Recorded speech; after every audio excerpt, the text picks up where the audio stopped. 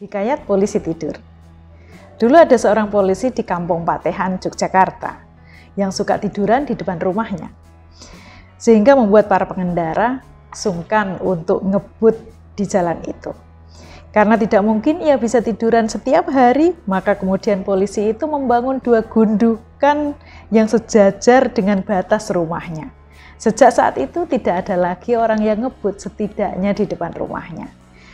Dan sejak saat itu muncullah istilah polisi tidur.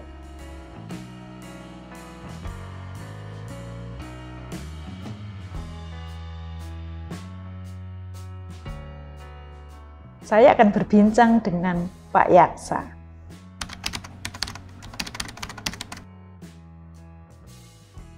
Ketika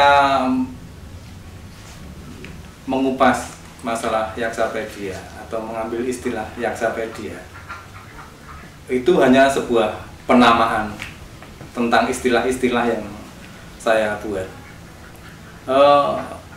Kata Yaksapedia itu baru muncul itu sekitar tahun 2010.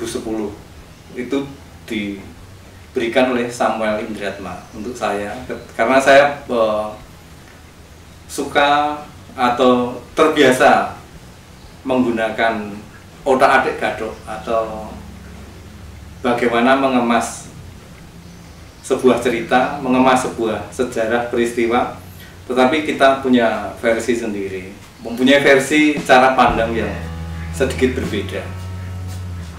Sejarah atau cerita atau peristiwa yang terjadi sesungguhnya itu nyata, ada sebagian yang nyata, tetapi ada beberapa yang sebagai pengibaratan, pengilustrasian bagaimana agar pembaca atau pendengar itu mudah memahami, kemudian mengkaitkan dengan tahun berapa cerita itu ada, tahun berapa peristiwa itu pernah terjadi. Salah satu cerita Yaksapedia yang sering saya lontarkan awalnya ketika saya membuat parodi atau membuat cerita lelucon, ketika saya masih sering diminta untuk MC khususnya di seni rupa. Otomatis ketika saya MC untuk salah satu kawan atau salah satu kelompok yang pameran di Jogja, dulu terbatas hanya di Bentara Budaya saya meng-MC. Nah, dari sana saya melakukan atau melontarkan joke-joke untuk agar audien yang hadir di opening ceremony atau di malam pembukaan pameran itu mudah mengerti dari tema yang dipamerkan itu. Awalnya tentang Yaksapedia demikian. Tapi ketika cerita-cerita itu saya tuliskan terutama di Facebook, bersamaan dengan Biennale Jogja itu, itu Biennale Jogja 2009, 2010 itu, Samuel Indriatma memberikan istilah Yaksapedia. Kala itu Biennale Jogja menampilkan banyak ragam, seolah-olah seni rupa yang ada di Jogja ini berhak untuk tampil di ajang Biennale Jogja. Nah, ketika seni rupa akan menampilkan sisi-sisi yang banyak sekali, tentu dari situ saya mulai menceritakan cerita tentang berdirinya kelompok apa, tentang seniman siapa. Nah, dari situ saya membuat ramuan-ramuan yang menjadi menarik untuk dibaca, menarik untuk diikuti. Bagaimana sejarah dari kelompok atau seniman tertentu atau peristiwa seni itu menjadi kupasan yang lucu, enak didengar, atau dibaca.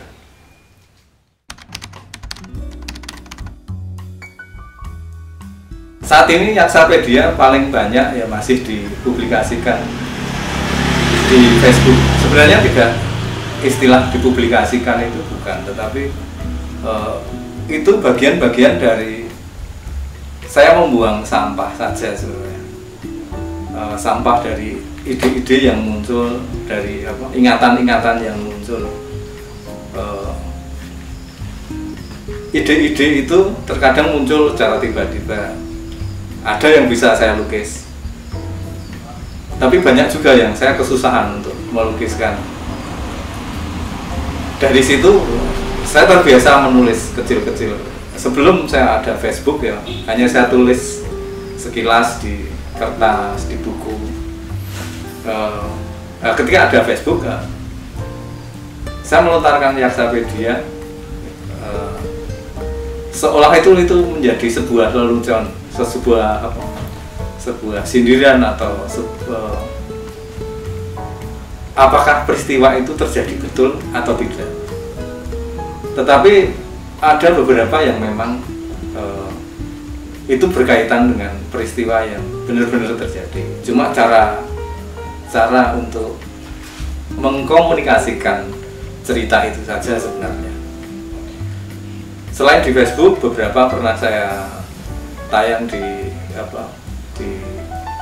Twitter, tetapi saya lebih nyaman di Facebook karena lebih mudah dan interaktif dengan kawan-kawan, itu lebih nyambung. Karena cerita-cerita Yaksapedia ini tentunya dihidupi atau muncul dari seputar Yogyakarta saja. Mungkin ada beberapa yang memang bisa diterima Indonesia, tapi sebenarnya itu sangat lokalitas, sangat lokal sekali, terutama lokal Yogyakarta. Jika Yaksapedia akan dibukakan atau tidak untuk menjadi sebuah buku, tentu itu tidak sederhana. Walaupun semuanya tertata, terdokumentasi, kalaupun di print menjadi satu buku, 2 buku mungkin masih bisa. Tapi khusus yang seni rupa, khususnya yang kelompok-kelompok seni rupa atau tokoh-tokoh seni rupa, saya sudah punya tersusun, karena itu lebih bisa dipertanggungjawabkan ketika ini terjadi betul atau tidak. Cerita-cerita tentang Yaksapedia akhirnya banyak atau beberapa menjadi inspirasi dari karya-karya saya, khususnya lukisan. Salah satunya adalah Polisi Tidur. Dalam karya Polisi Tidur, sesungguhnya saya hanya ingin bercerita tentang bagaimana sejarah polisi tidur, atau istilah lainnya adalah speed bump, gundukan yang untuk mengurangi kecepatan ketika kendaraan itu melalui jalan-jalan kampung. Sejarah polisi tidur itu muncul, itu tidak bisa dipisahkan dengan masuknya motor-motor Jepang di tahun 70-an hingga 80-an yang kemudian itu mudah sekali dimiliki oleh orang-orang di Indonesia atau khususnya di Jogja. Budaya naik sepeda yang bertahun-tahun di Jogja kemudian sedikit demi sedikit berubah. Banyak anak muda yang kemudian menaiki sepeda motor. Tentu ketika menaiki sepeda motor, kecepatan itu tidak terkontrol. Maka kalau ada istilah kapan lahirnya polisi tidur, kapan ada polisi tidur, polisi tidur dibuat selalu pada hari Minggu, karena ada kerja bakti oleh orang-orang kampung untuk membuat gundukan atau tonjolan yang melintang di jalan untuk mengurangi kecepatan, atau istilah kerennya adalah speed bump. Tetapi selain polisi tidur, ada beberapa karya saya yang terdahulunya. Salah satunya tentang cerita Arak Udin, tentang Limbuk Milik Semesta, atau beberapa lain lagi. Salah satunya tentang Indro Pilon, legenda Indro Pilon. Sebenarnya dalam karya ini adalah karya saya yang bertajuk atau berjudul Indro Pilok. Saya ingin menceritakan tentang anak muda dan budaya graffiti yang terjadi di Yogyakarta. Ketika cat semprot yang bernama Pilok itu masuk di Yogyakarta, tentu saja kemudian banyak anak-anak muda yang menyisihkan uangnya untuk membeli cat semprot itu. Kemudian awalnya hanya untuk coret-coret dinding. Yang awalnya coret-coret itu hanyalah tulisan-tulisan inisial dari nama-nama geng, CXZ, KPX, LWX, dan lain-lain sebagainya. Itu sebuah identitas, pencarian identitas oleh anak-anak muda. Dari cerita itu muncul beberapa nama-nama. Salah satunya Indro. Indro adalah anak muda yang lihai atau pandai memainkan pilok untuk membuat coret-coretan. Indro ini hidup di era tahun 90-an, dikala gangster di Jogja ini, gangster anak-anak muda ini membuat coret-coretan di dinding-dinding di sepanjang kota. Kemudian Indro ini karena punya keberanian dan mempunyai kecepatan memainkan pilok oleh teman-temannya, maka dijuluki Indro Pilok. Awalnya cerita itu hanyalah rekaan belaka. Saya ingin menceritakan tentang sejarah pilok itu saja. Tetapi ternyata dari komen-komen yang ketika cerita itu saya tayang di Facebook dengan gambar si Indro Pilok, ternyata nama Indro Pilok itu ternyata ada menurut beberapa orang. Pernah ada, oh itu orang sini, oh itu orang sini, tapi tidak pernah otentik. Indro Pilok itu rumahnya di Taman Sari, di Panembahan, Karangkajet, Kota Gede atau mana, itu tidak pernah ada identifikasi yang jelas. Tetapi cerita yang sebenarnya hanya fiktif ini,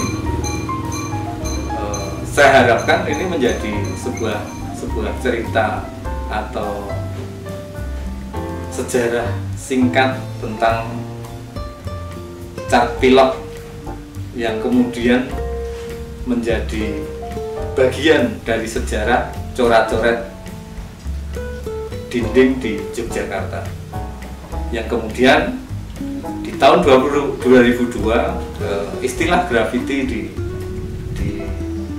Yogyakarta berlahan-lahan digeser dengan istilah mural atau lukis dinding, yang hari ini menjadi membudaya di Yogyakarta, bahkan di kota-kota lain.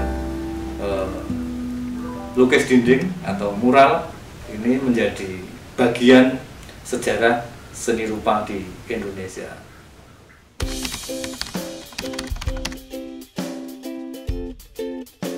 Respon tentang cerita yang sampai dia ini ada kalanya menjadi perdebatan. Banyak yang menyangkal cerita itu.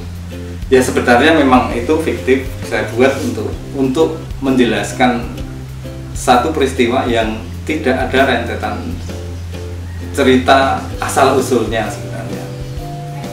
Atau saya memainkan cerita itu yang seolah-olah itu menjadi seru. Misal saja ketika saya melontarkan kata tekenar atau tekenar itu bahasa Belanda yang artinya adalah ahli gambar atau pelukis. Kemudian saya mengotak-atik di situ, memainkan kalimat bahwa untuk menjadi pelukis kenapa harus menjadi tekenar. Yang kemudian kata tekenar itu kemudian kepleset lidah menjadi istilah terkenal. Apakah menjadi pelukis harus terkenal? Tentu tidak. Tentu akan menang orang-orang yang terkenal. tetapi sesungguhnya menjadi pelukis atau ahli gambar yang terpenting adalah menjadi tekenar. Dari situlah banyak respon yang kata tekenar itu merujuknya ke sejarah Raden Saleh. Bagaimana Raden Saleh seorang tekenar, ahli gambar, juru sungging di kala itu. Nah, itu pun banyak sekali yang maidu atau menyangkal. Ya memang sesungguhnya bagaimana saya memainkan kalimat itu untuk mudah dipahami saja, bukan untuk menjadi sebuah perdebatan. Atau yang paling seru adalah ketika saya mengupas sejarah musik rock. Sejarah musik rock itu memang dari Indonesia, dan itu musik rock. Kenapa di sini disebut musik cadas? Nah, musik cadas tentu adalah musik dari gua di Pacitan, yang namanya gua Tabuhan atau gua Gong. Di dalam gua bisa memainkan stalagmit dengan irama ritmis seperti musik rock atau musik-musik underground. Dari situlah rocker masa lampau, pemusik masa lampau, kemudian mengambil inspirasi musik-musik dari bawah tanah gua di Pacitan itu, yang kemudian dibawa ke Eropa oleh Tillman Brothers dan kawan-kawan. Ternyata cerita itu menjadi ketersinggungan beberapa kawan-kawan yang aktif atau pelaku musik rock kala itu yang mendebat itu. Ya walaupun ada kawan-kawan yang kemudian membela, Yaksapedia kenapa harus dikayali, Yaksapedia kenapa harus dibantah, karena dia punya versi lainnya. Walaupun pada akhirnya akan banyak yang kemudian memblokir saya atau meremove dari pertemanan karena perdebatan yang sesungguhnya tidak pasti sejarahnya itu. Karena itu memang cerita saya buat untuk bagaimana menarik untuk didengar, bagaimana menarik untuk dibaca. Sesungguhnya sejarah pun begitu. Ketika ada orang menulis sejarah, tentu akan banyak orang yang membantah. Tetapi ketika sejarah konyol, satir, otak-atik gadok yang saya lontarkan ini ada yang meyakini, ya tentu bisa saja itu menjadi sebuah kebenaran, atau bisa saja itu menjadi sebuah ketersesatan sesungguhnya.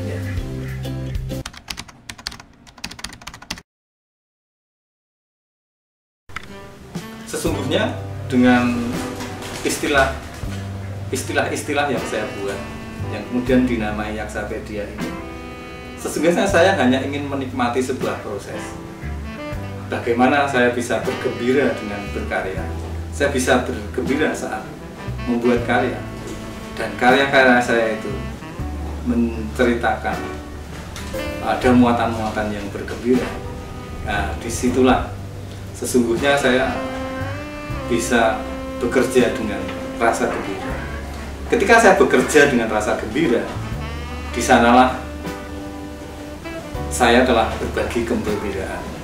Saya telah berbagi kegembiraan.